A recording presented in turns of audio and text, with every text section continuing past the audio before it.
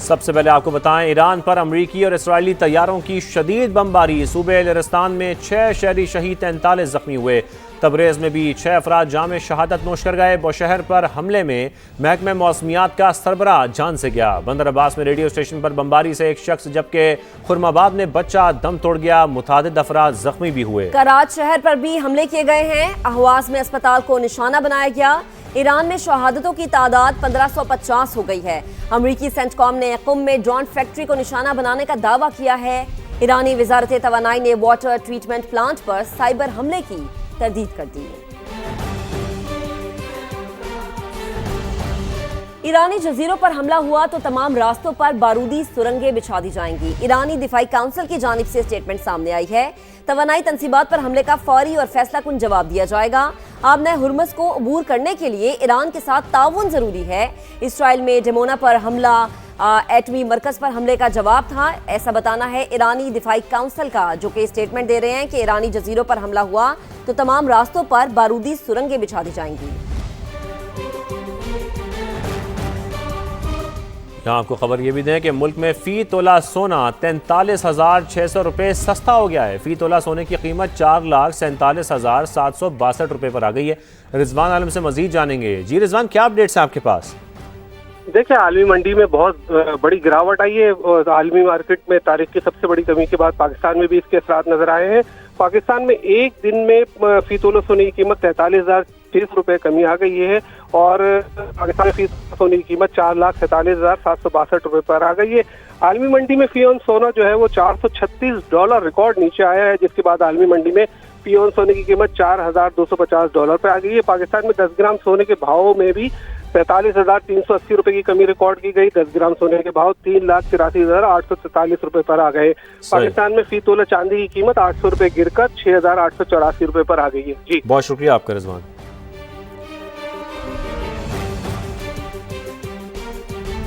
High octane fuel पर levy में इजाफे के बाद वजीर आजम का एक और अहम फैसला। सरकारी गाड़ियों में हाई ऑक्टेन ईंधन के इस्तेमाल पर पाबंदी लगा दी, जिसे फौरी तौर पर नाफिज भी कर दिया गया है। वजीर आजम ने वाज़ेह कर दिया है कि किसी सरकारी गाड़ी में हाई ऑक्टेन नागुज़ीर हो तो इस्तेमाल करने वाला अपनी जेब से डलवाएगा। हाई ऑक्टेन पर लेवी में इजाफे का नोटिफिकेशन जारी कर दिया गया।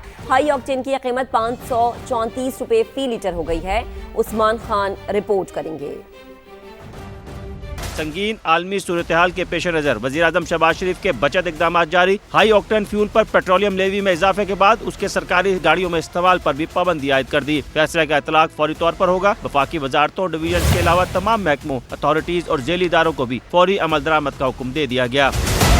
शहबाज शरीफ ने कहा कि सरकारी पैसे से हाई ऑक्टेन के इस्तेमाल पर मुकम्मल पाबंदी होगी। किसी सरकारी गाड़ी में हाई ऑक्टेन नागुज़ीर हो तो इस्तेमाल करने वाला जेब से डलवाए। फैसले का मकसद कौमी वसाइल का मौसर और जिम्मेदाराना इस्तेमाल यकीनी बनाना है। गैर जरूरी अखराजात में कमी लाना वक्त की अहम जरूरत है। खिलाफ वर्जी की सूरत में सख्त कार्रवाई अमल में लाई जाए। इस इकदाम से हुकूमती अखराजात में कमी होगी। ओगरा के मुताबिक वज़ीर आज़म की हिदायत पर हाई ऑक्टेन पर पेट्रोलियम लेवी में 200 रुपये फी लीटर इजाफा किया गया है। हाई ऑक्टेन पर पेट्रोलियम लेवी 105 रुपये 35 पैसे फी लीटर से बढ़ाकर 305 रुपये 37 पैसे फी लीटर कर दी गई। लेवी में इजाफे के बाद हाई ऑक्टेन की कीमत 534 रुपये फी लीटर हो गई है। पेट्रोल, हाई स्पीड डीजल पर पेट्रोलियम लेवी बरकरार रखी गई है। आगे बढ़ते हैं। खालिस्तान रेफरेंडम के क़याम के लिए अमरीकी रियासत सियाटल में रेफरेंडम हुआ है। बड़ी तादाद में सिखों ने भारत से आज़ादी के हक में वोट कास्ट किया।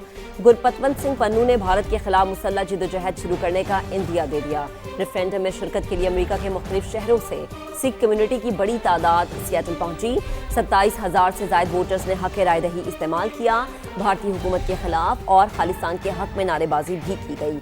मुजाहिरीन ने मोदी को तनकीद का निशाना बनाते हुए सिखों के साथ मुबैना नाइंसाफियों और मजालिम के खिलाफ आवाज़ बुलंद की। इस आज़म का इजहार किया कि वो अपनी तहरीक को हर सतह पर जारी रखेंगे। सिख फॉर जस्टिस के रहनुमा गुरपतवंत सिंह पन्नू ने वीडियो लिंक के जरिए खिताब किया। कहा, खालिस्तान के हुसूल तक जिद्दोजहद जारी रहेगी। सिख कौम अपने हक़ खुद इरादियत से पीछे नहीं हटेगी। आपको खबर दें, पेशावर में नाले में गिरने वाली 15 माह की बच्ची की तलाश का अमल जारी है। बच्ची की तलाश के लिए 7 मकामात पर रेस्क्यू ऑपरेशन किया जा रहा है। गुज़श्ता रोज़ ईद मनाने के लिए पेशावर आने वाली माँ बेटी नाले में गिर गई थी, जिसके बाद माँ को गुज़श्ता रोज़ ही निकाल लिया गया था। वहाँ का मजीद अहवाल जानेंगे समा के नुमाइंदे सज्जाद हैदर से। सज्जाद, कहाँ तक पहुँचा है रेस्क्यू का ये अमल? जी बिल्कुल, हम इस टाइम यहाँ पर सरदार जान कॉलोनी में मौजूद है और गुज़श्ता रात पर्दा बाग के पास जो है एक अफसोसनाक वाक़या पेश आया था, जिसमें खातून और उसकी बच्ची जो है वो नाले के अंदर गिर गए थे, जिसमें खातून को तो रेस्क्यू कर लिया गया, लेकिन उस बच्ची की तलाश जो है अभी तक जारी है। हमारे साथ इस टाइम डीजी रेस्क्यू शाफात मौजूद है, उनसे हम जानना चाहेंगे ऑपरेशन चल रहा है, कब से चल रहा है? फैमिली थी, मेरे ख्याल में वो रिक्शे से उतरी है तो अनफॉर्चुनेटली सीधा वो ड्रेन में गिर गई। जैसे ही हमें इतला मिली कोई मेरे ख्याल में, तो हम फ़ौरन वहाँ पे पहुँचे। हमारी 6 रेस्क्यू टीमें मुख्तलिफ पॉइंट्स पे जहाँ पे हमें लगता है कि ये सबसे डीप है, वहाँ पे हमने स्टेशन कर दी हैं। साथ में WCSP की सारी टीमें हमारे साथ इसमें लगी हुई हैं, अल-खिदमत फाउंडेशन, मुख्तलिफ जो भी इसमें हमारे साथ इसमें शामिल हो सकते हैं, सारे लोग मौजूद हैं। हमने इंशाल्लाह पूरी कोशिश करनी है कि जिस तरीके से भी हो सके बच्ची की जो डेड बॉडी है वो हमें मिल जाए। हमारे साथ डीजी मौजूद है और उनका यही कहना था कि बच्ची की तलाश के लिए कल से शुरू होने वाला रेस्क्यू ऑपरेशन जो है अभी भी जारी है। आपका शुक्रिया। अभी आपको बताएंगे मटियारी से खबर यह है कि रेलवे स्टेशन पर अवाम एक्सप्रेस के इंजन में आग लग गई है। आग इंजन के अंदरूनी हिस्से में लगी है, ट्रेन को रोक दिया गया है। रेलवे अमला और मकामी अफराद आग बुझाने में मसरूफ हैं। तो मटियारी से खबर, रेलवे स्टेशन पर अवाम एक्सप्रेस के इंजन में आग लग गई है। मनाजिर आप देख सकते हैं, आग इंजन के अंदरूनी हिस्से में लगी है, ट्रेन को रोक दिया गया है।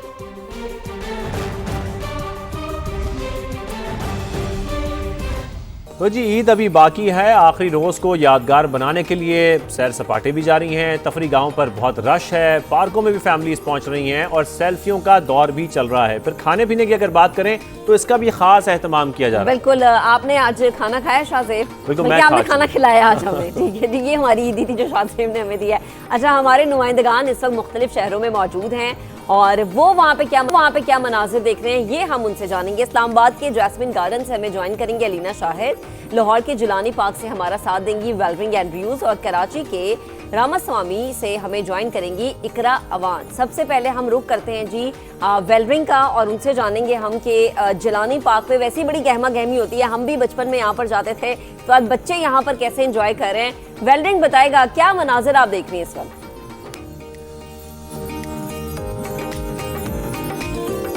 जी महक, ईद के तीसरे रोज भी देखा जा रहा है कि शहरियों की बड़ी तादाद ने तफरीही मकामात का रुख किया है और जिलानी पार्क में तो वैसे ही रश देखा जाता है और आज भी देखा जा रहा है कि फैमिलीज की बड़ी तादाद यहाँ पर मौजूद है, जहाँ पर बड़े एक अच्छा वक्त गुजार रहे हैं अपने अपनों के साथ मिलकर। वहीं पे बच्चे झूले भी ले रहे हैं और जितनी भी उन्होंने ईदी बटोरी थी उसको उड़ाते हुए भी नजर आ रहे हैं। और बच्चों ने कुछ शिकवा भी किया है कि कुछ ईदी तो उन्होंने उड़ा दी है, लेकिन कुछ ईदी जो है वो सेविंग अकाउंट में यानी उनकी वालदा ने रख ली है, जो कि कभी वापस नहीं मिलेगी। तो हमारे साथ कुछ बच्चे भी मौजूद हैं, उनसे बात करते हैं, जानते हैं किस तरह का वक्त गुजारा और किस तरह से एंजॉय कर रहे हैं। जी मुझे बताओ, कैसा दिन गुजरा आज आपका? आज बहुत मजे का दिन गुजरा।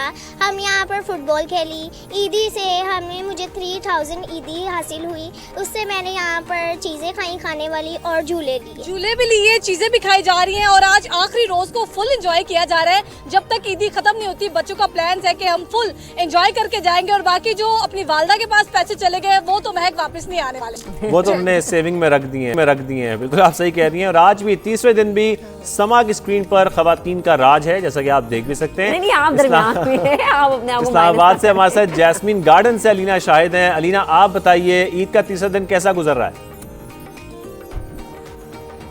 बिल्कुल ऐसा ही है। इस्लामाबाद में ईद का तीसरा दिन, क्योंकि आज ईद का आखिरी दिन, छुट्टी भी है, तो बड़े भरपूर तरीके से इसको एंजॉय किया जा रहा है। इस वक्त मैं जैस्मिन गार्डन में मौजूद हूँ और फैमिलीज़ की बड़ी तादाद यहाँ पर मौजूद है।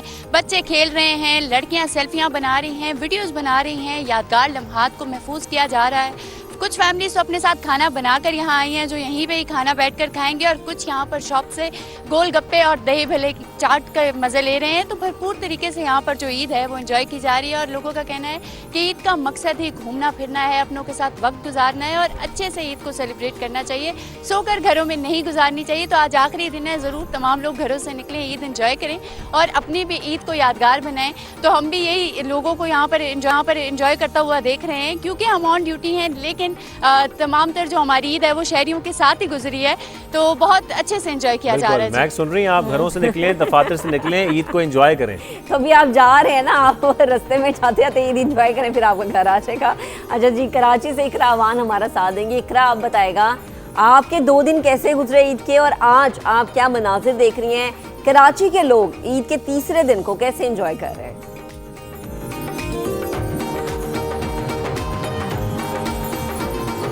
महक, ईद के 2 दिन जो हैं वो ईद की सरगर्मियों में ही गुजर गए और तीसरा और आखिरी रोज़ है और आखिरी रोज़ की कराची की जो आवाम है वो भरपूर तरीके से एंजॉय कर रही है मीठी ईद की मीठी खुशियों में। अगर तीखे पकवानों का तड़का ना हो तो ईद की जो खुशियाँ हैं वो फीकी फीकी सी लगती हैं और ऐसे में रिवायती खानों पर हमें शहरियों का खासा रश नजर आ रहा है। सुबह से दोपहर और दोपहर से अब दोपहर हो गई है और अब तक जो है लंबी कतारों में लोग खड़े हुए और यहाँ पर कीमा कचौरी और पूरी पराठे की दुकानों पे हमें लंबी कतारों में शहरी नजर आ रहे हैं। उनका कहना है कि रिवायती खाने जो हैं वो ईद का मजा दोबाला कर देते हैं।